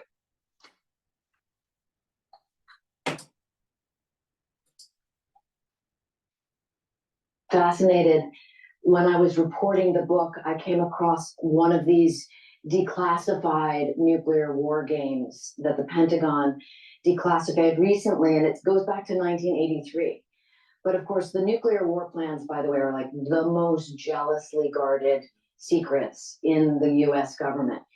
And when you look at what a declassified war game looks like, by the way, I reprint a page in the book, it's like 95% redacted, right? So you say to yourself, what's the point of releasing it? Well, in that situation, it allowed a certain individual, a Yale professor named Paul Bracken, to talk about the war plan without the war games, without breaking his security clearance. And what he told us answers your question, which is that yes, no matter how nuclear war begins, it only ends in Armageddon. The Proud Prophet war game showed Annie, all you have to do is look at war games that was released in the 80s when they were talking about putting our missiles on Whopper and letting a computer make the decision. The whole point of the movie was there was no winners.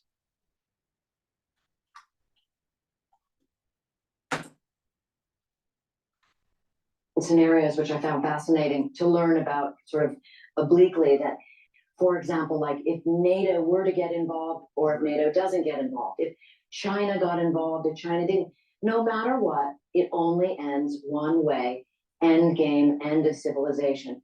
And I think that's enough to terrify everyone on this planet into realizing nuclear saber rattling is a very bad idea. And in terms of the... It's not just nuclear saber rattling, Annie. It's nuclear anything in dealing with weapons. They need to be abolished. No country should have this capability, period.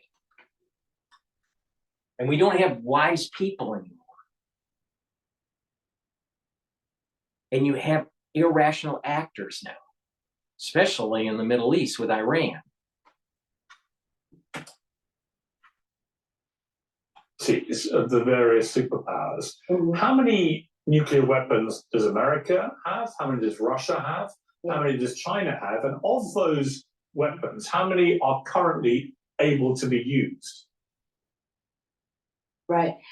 I mean, great questions. And again, these were, as I was reporting the book, these were shocking, jaw-dropping revelations that I was going through learning one after the next. And by the way, these are not declassified. The Federation of American Scientists here in America keeps track of the warheads that are what are called forward deployed, that can be launched in seconds and minutes. And of course, they change every year by like a few numbers, but the United States has 1,770 forward deployed nuclear weapons ready for launch. Russia has essentially the same, that's the parity thanks to the treaty. So they have 1,660. China last year had 410. This year they have 500. The Defense Department recently announced that they believe China will have as many as 1,500 nuclear warheads ready for launch in the next decade. So you can see this kind of madness is just escalating and getting to this point where, when you consider that we have 9 nuclear armed nations now, the idea of 2 superpowers locked, with their sabers pointed at one another is no longer that situation. Things are getting really unstable. And we know, obviously, from the beginning of the end of World War II about the nuclear weapons that were dropped in Hiroshima and Nagasaki. How does the power of these ready-to-be-deployed nukes right now compare to those bombs that were dropped?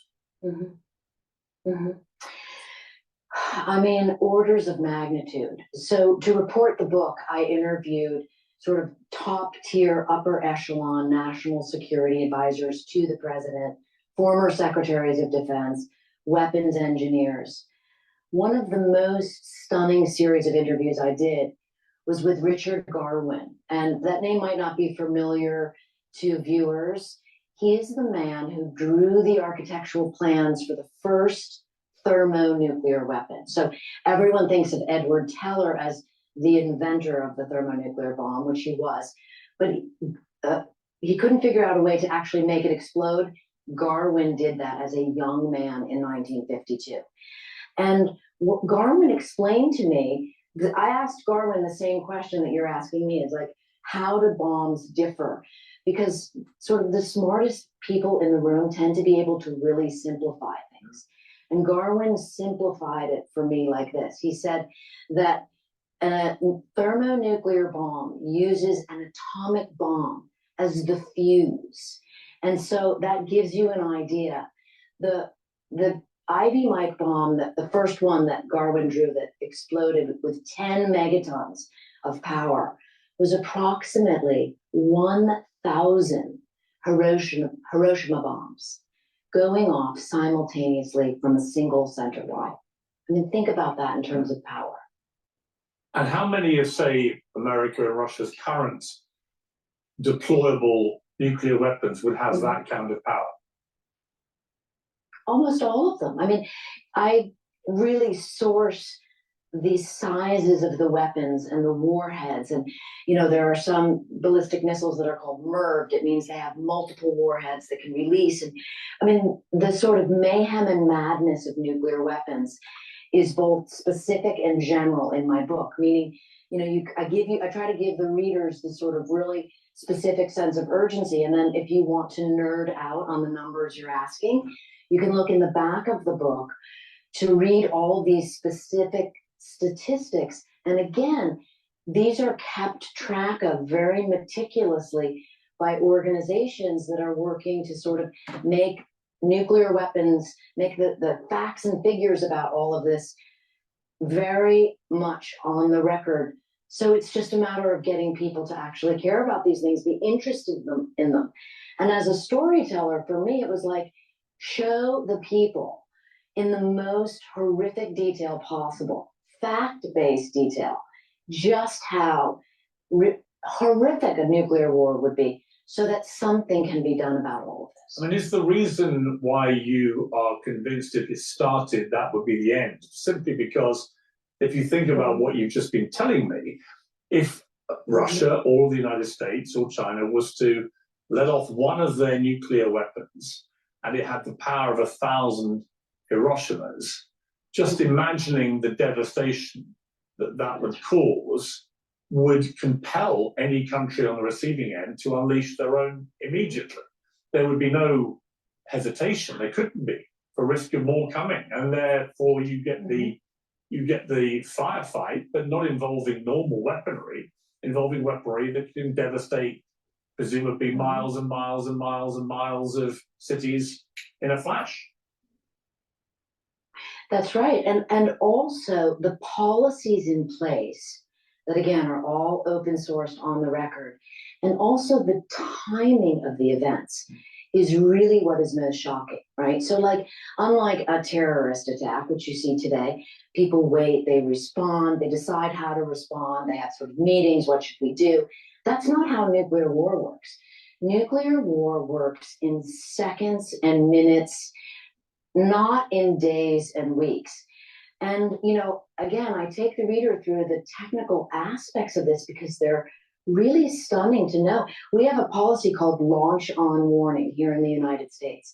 And what that means is the moment that the president is told that a nuclear missile is on the way to the United States, he immediately chooses a nuclear counterattack. And as a former Secretary of Defense told me, that is policy. We do not wait, period. So there's no question of a sitting president of the United States mulling over what the response should be. It's automatic.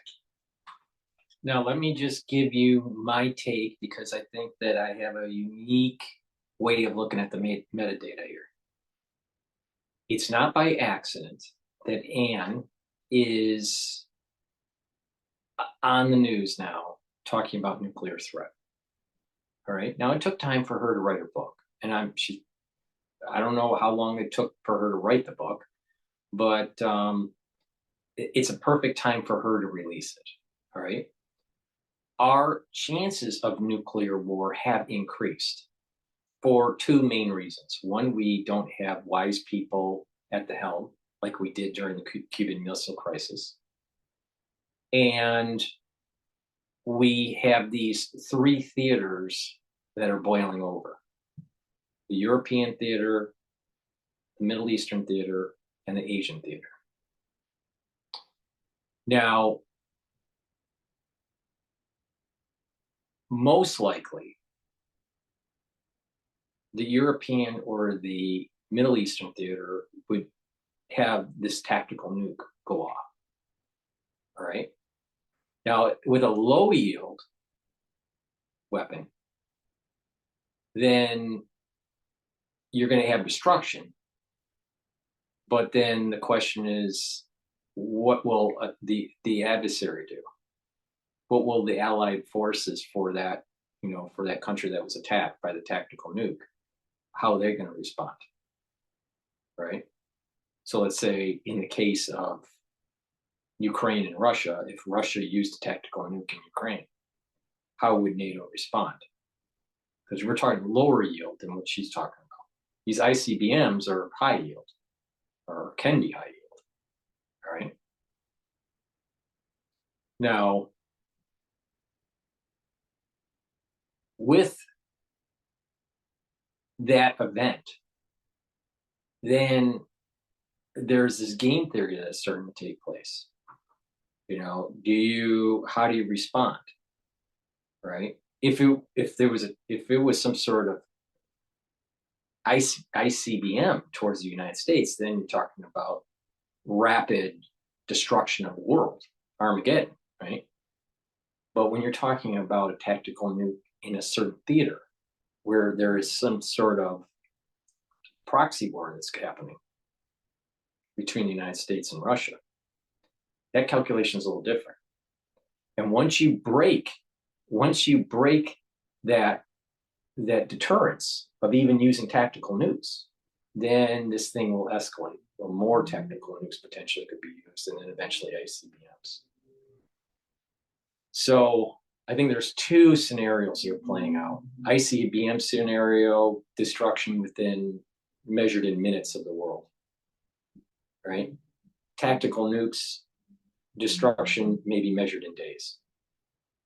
Because eventually those tactical nukes will, that potentially, if it's going back and forth, then you're talking about eventually ICBMs. Most likely,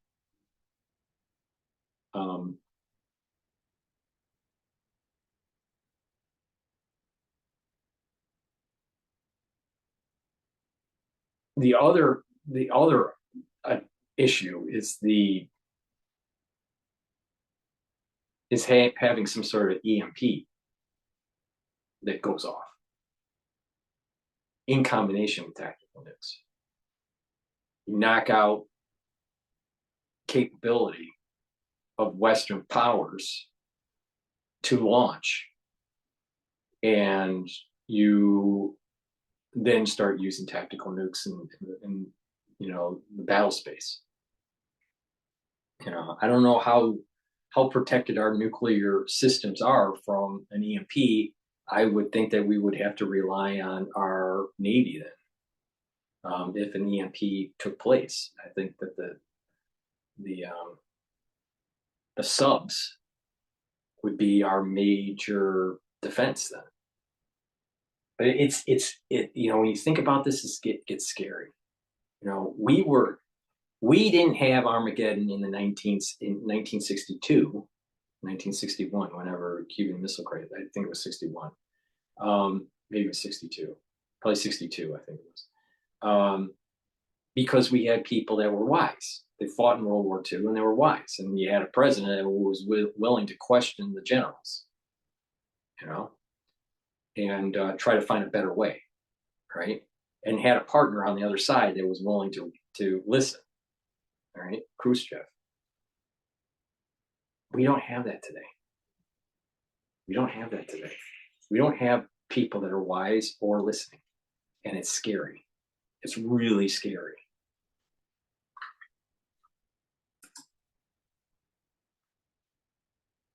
It's automatic, which is why the common phrase. So back to my main reason why I was interjecting here. So she is writing a book to inform the public about these dangers. All right.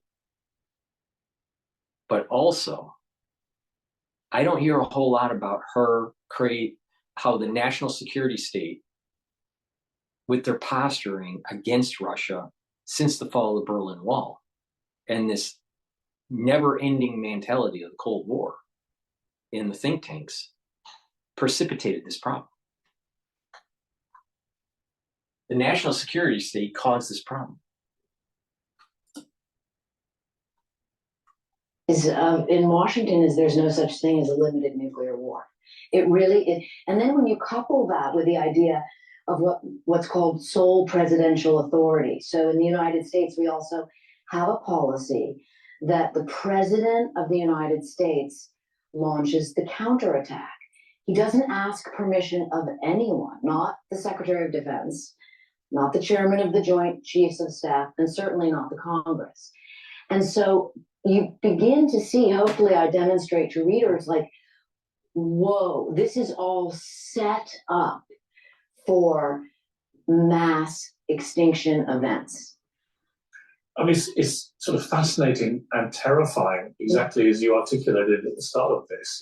I'm just trying to get my roll out Annie with her book, which I think it is probably worth reading. I haven't read it, but I probably will read it. But during the election, see, she's not talking about the national security state and their failures. She's not talking about how the world powers should have reduced nuclear weapons to zero. Why we haven't done that, I don't know. And, well, I do know. The national security state loves war, and money, right? But for the survival of mankind, we should not have nuclear weapons.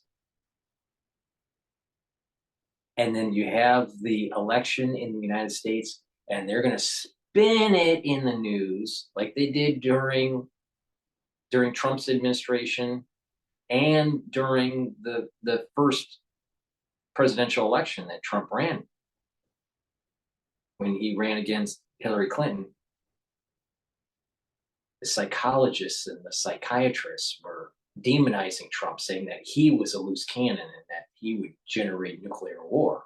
Well, I think the data is suggesting that perhaps the Democratic Party has a higher propensity for nuclear war than the Trump administration, even a future Trump administration. All right. So, but they'll try to demonize Trump. Watch on the news. They're going to start to try to, he's a loose cannon and this whole nuclear issue with Putin. We need someone that is rational. And that the Democratic Party is the rational actor. Really?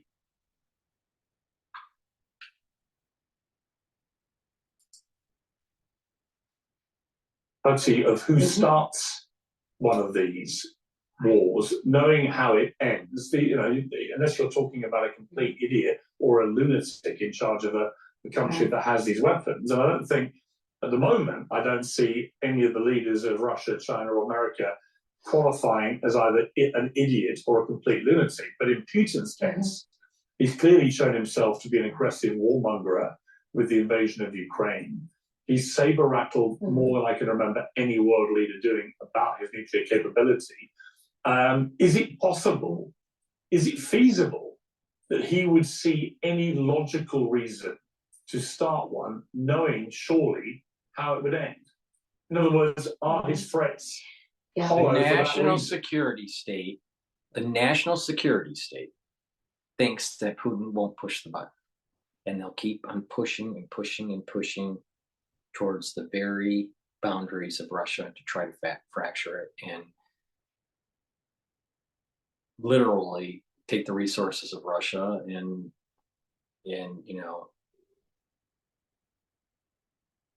make it a failed state.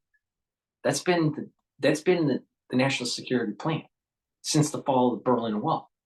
And they had this hubris right after the Gulf War in early 90s that all this stealth capability, right, was so much farther advanced than anything that Russia had. And that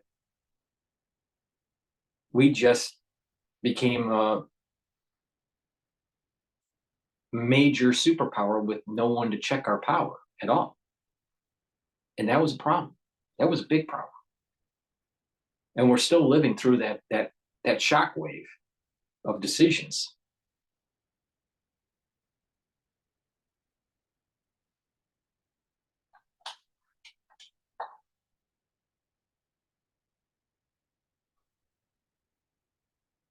The national security state is playing a dangerous game because if this stuff didn't happen, if they didn't do this stuff early on, we wouldn't have had the Putin that we have today. Now we got to deal with the Putin that we have today. Now, how do you de-escalate it? If there was a JFK in the room, right? How would JFK de-escalate it?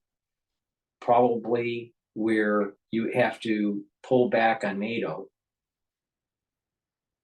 so Russia pulls back. Just like they pulled away their missiles in Cuba, we pulled away our missiles in Europe.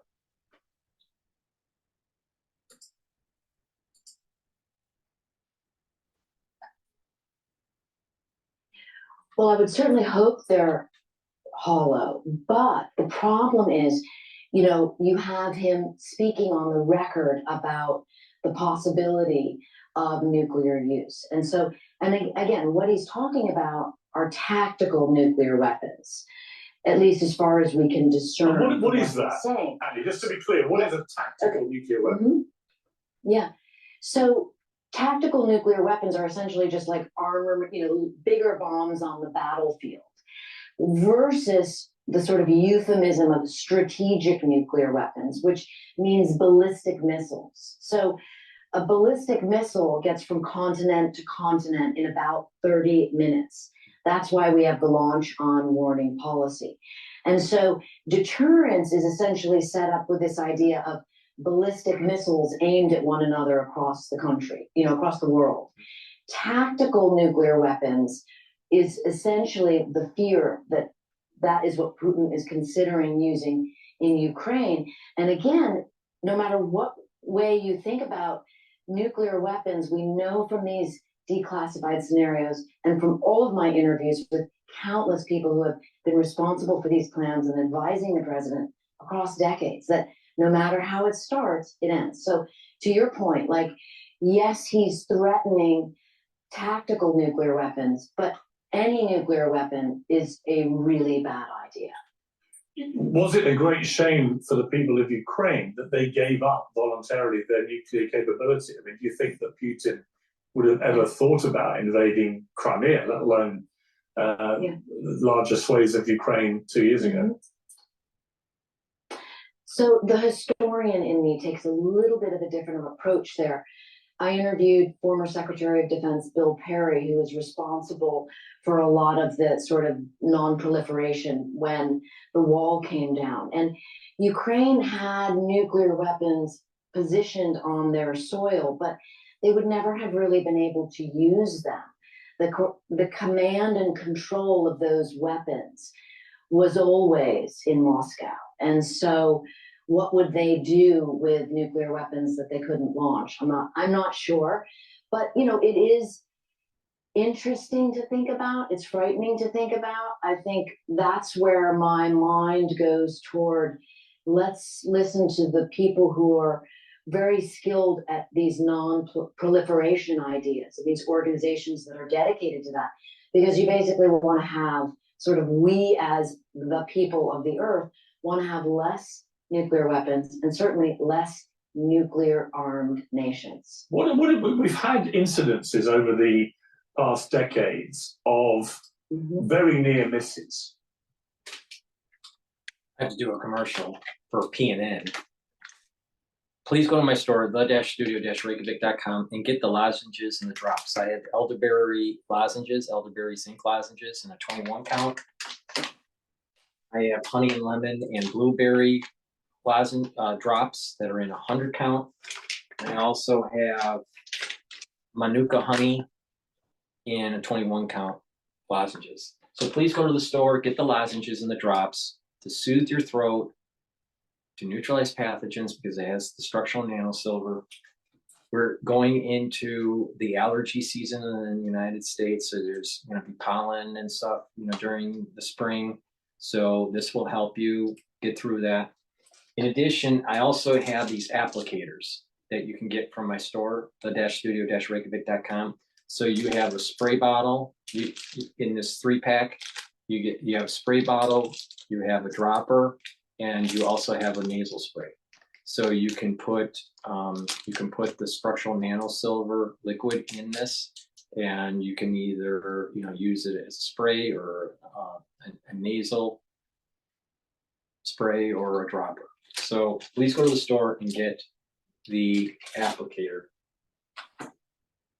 In addition, I also have structural nanosilver soaps. I have many different varieties, but some of the varieties is oatmeal spice, lavender, and peppermint.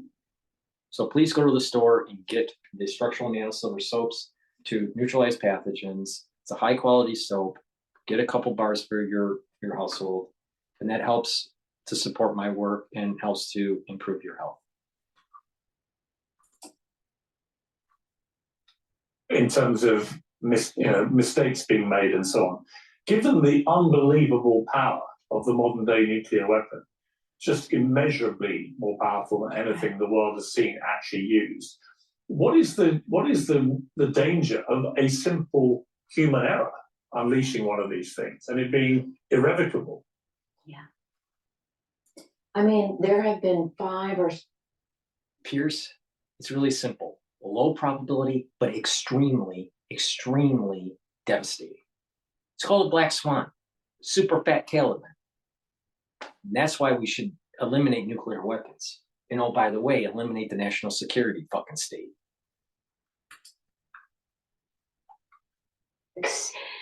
Miscalculations, near nuclear misses on the record that we know about. And I write about some of them very briefly in the book. It's just shocking to think that you could come close to nuclear war, come really close. And again, that has to do with the seconds and hours in which things unfold. Again, it was former Secretary of Defense Bill Perry who told me the most haunting specific example of that because he was involved in it.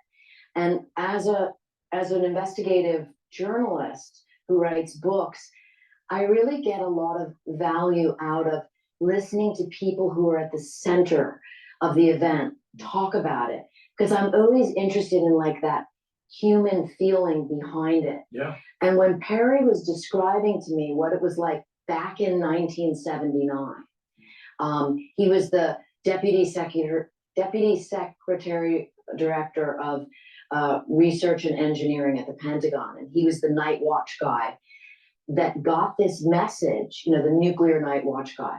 He got the message from both the bunker beneath the Pentagon and the Stratcom bunker beneath Offutt Air Force Base in Nebraska.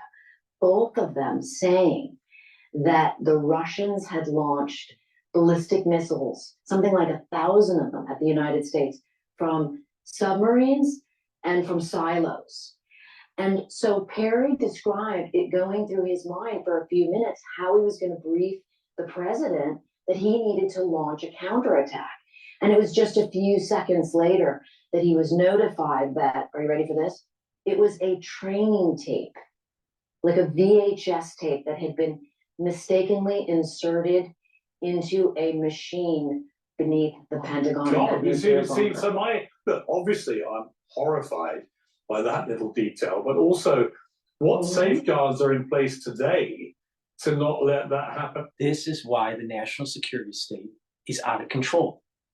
Now they can do something nefarious on purpose that leads to war and destruction, or by accident because they're fucking stupid.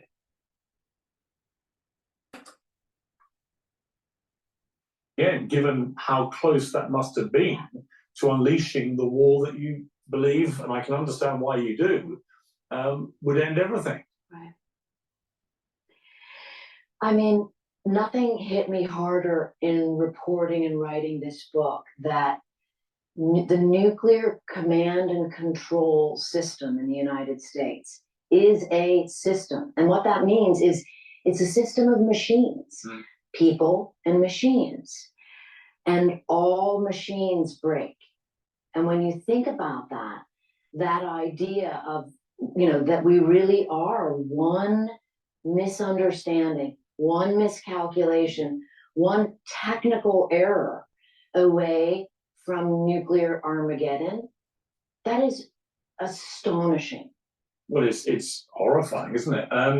Tell me about because I know you talk about this in your book, the sheer power of one of these new nuclear weapons. I mean, what would it be like to be underneath one of these things when it landed? Yeah.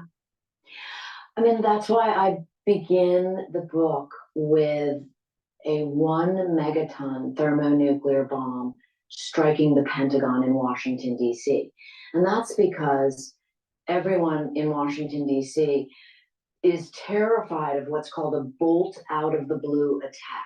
And that's an unwarned nuclear attack against Washington. And to your point, like, I think people after reading the book would certainly hope they were at the center point when a nuclear weapon to strike, because you would just turn into combusting carbon and it would be a lot easier than what happens to the individuals outside ground zero, right? So ground zero is a 1 mile diameter ring of fire. It obliterates everything in that ring. And then you have the rings going out where you have, you know, the most horrific things happening as, you know, engineered structures change shapes and sort of concrete blasts apart and the streets turn into molten lava. The descriptions, by the way, come not from Annie Jacobsen's imagination, but rather from Defense Department documents, because defense scientists have been studying the effects of nuclear weapons on people and on things since the end of World War II. And what about the sort of fabled winter that comes after a nuclear explosion? How does that manifest itself? What would that be like to live through? So just to be clear, that is not a fable. Nuclear winter is an absolute phenomenon. And when it was first written about in 1983, the 5 authors, one of whom was Carl Sagan, the famous American scientist, This idea that the soot rising up from the mega fires after the nuclear explosions would blot out the sun and create a nuclear winter was initially discounted by the Defense Department as Soviet propaganda. And the authors of that nuclear winter theory, one of whom I interview at great length for my book, Professor Brian Toon, he was Carl Sagan's student at the time. He was explaining to me that those authors, humble as they were, sort of conceded that their modeling capabilities were limited. Of course, in 1983, you didn't have the computer systems that you have now. But since then, Toon and others have been dedicated to really drilling down on the nuclear winter theory using state-of-the-art computers. And what they have found is that actually what they initially reported was nothing compared to what nuclear winter would really be like. And this is, again, based on computer models today. So you're talking about parts of the Earth dropping 40 degrees Fahrenheit. Sorry, I don't have the Celsius. And you're talking about the mid-latitudes being under all the freshwater bodies, being under sheets of ice. And so you'd have agriculture fail. Without agriculture, people starve to death. And this is where really that idea, a quote from Nikita Khrushchev, where he said, after a nuclear war, the survivors would envy the dead. Wow. Yeah, I remember that quote. It's a very forbidding quote when you have talked to someone like you for half an hour, Annie, I've got to say. Is it true that there are nuclear bunkers for the great and good, the powerful, which would withstand a nuclear war, a proper all-out one, or would everything just go? So that, I would borrow your word, fable, right? That is a fantasy, Even the Stratcom bunker isn't going to survive. Even the Raven Rock bunker, which is officially called the alternate National Military Command Center bunker, that wouldn't survive. I did an interview with the former FEMA director. That's the agency in the United States that's in charge of population protection planning after, let's say, earthquakes, fires, flood. Well, they're also in charge of planning for a nuclear war. And Craig Fugate, I interviewed, he was the FEMA director for 8 years. I've interviewed him. I mean, what he said, you've interviewed him, okay. Several times. When I was at CNN during natural disasters, he'd always be up, yeah. Okay, well, you have to get him on your show to tell your audience about nuclear war, because what he said shocked me. I even went back to him and said, like, are you sure that you actually said all this on the record? He described nuclear war as what is called a low probability, high consequence event. Really? He likened it to an asteroid strike. And by the way, FEMA prepares for asteroid strikes and they prepare for nuclear war. And what he told me was that, there would be no protection planning of the people. You know what is amazing to me? And this is with the crisis that we went through in 2020, the aftershock with cancers and everything. I am so surprised at how stupid people are, right? And I don't know if it's because of technology and they're just getting dumbed down. I'm coming from a generation that maybe straddled, the computer and, pre-computer age, right? I don't know, but I'll tell you, there's an awful lot of people out there that are they don't have wisdom and they're stupid. And these things that she just said were major topics of discussion in the 1980s. It's almost like we have to revisit it and all the problems because, one, we have worse leaders now, less knowledgeable, with less wisdom, and we have a population that has been dumbed down.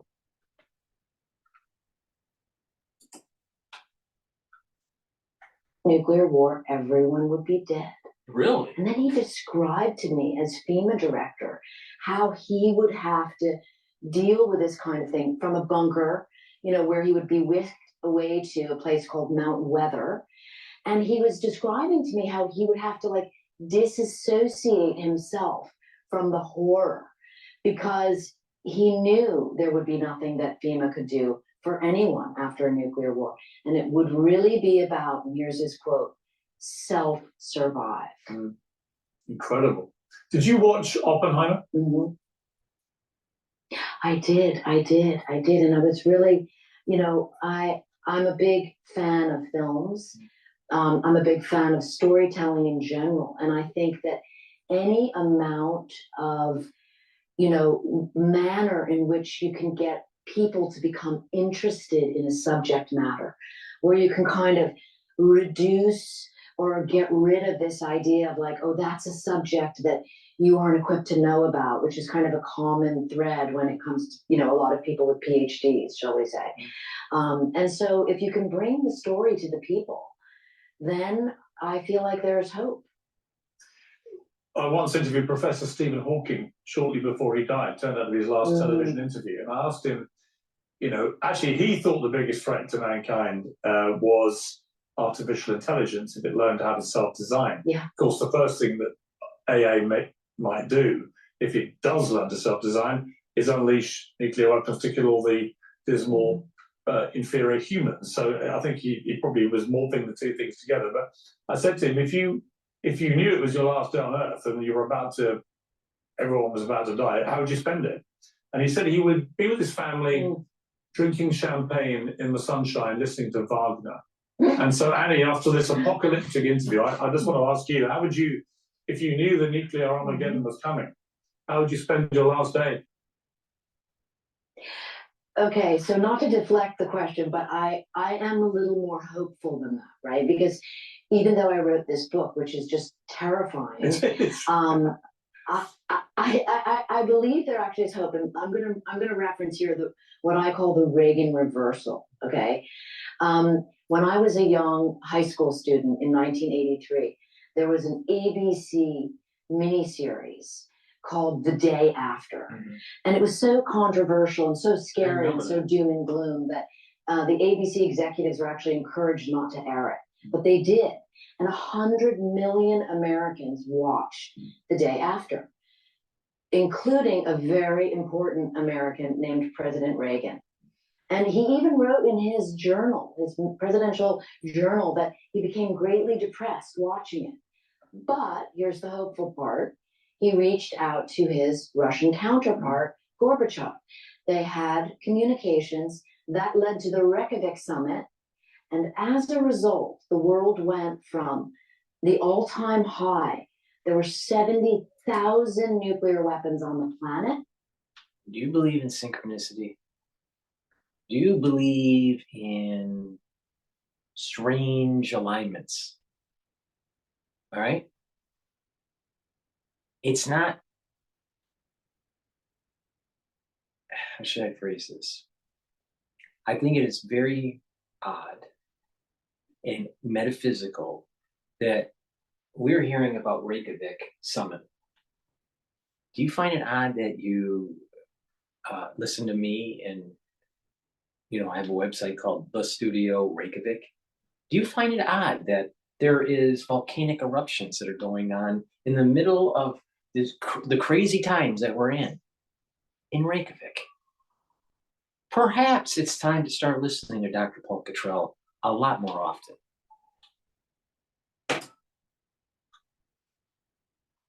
And now, today, there are around 12,500.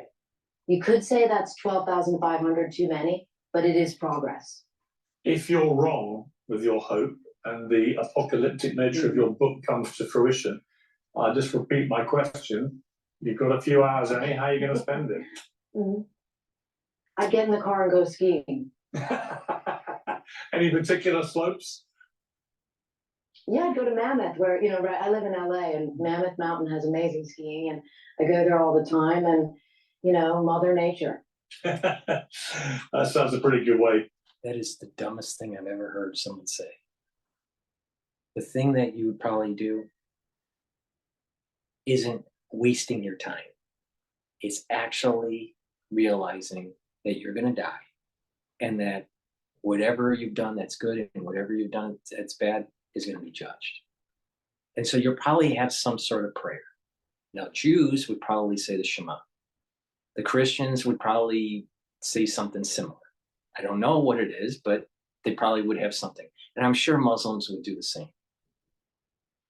The last thing you're going to be doing is drinking champagne and listening to classical music or going skiing.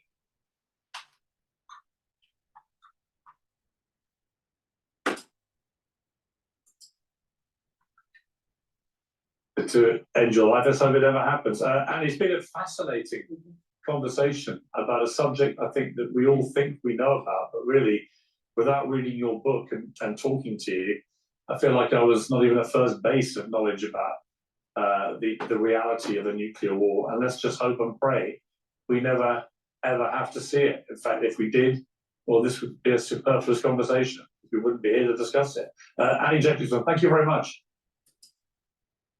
Thank you for having me. Please go to my store, the-studio-reykjavik.com. Help support my work so I can inform you based on what's going on in the world, my perspective, which I think it's unique. I'm not the only one that has, similar thoughts, but I think that I give you something to chew on in terms of knowledge and wisdom. Unlike Dr. Malone and Dr. McCall. Don't have any original thought, any.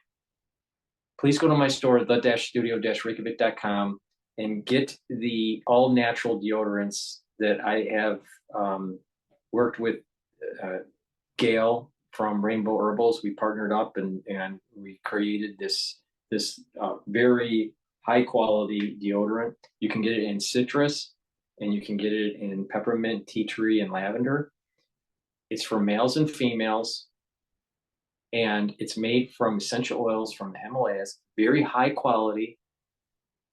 And not only would you be using it every day for a deodorant, but it helps to detox the body because of the ingredients. So please go to the store, get a couple bars of this, and you're going to be happy that you did because of the high quality of the deodorant and the dual capability.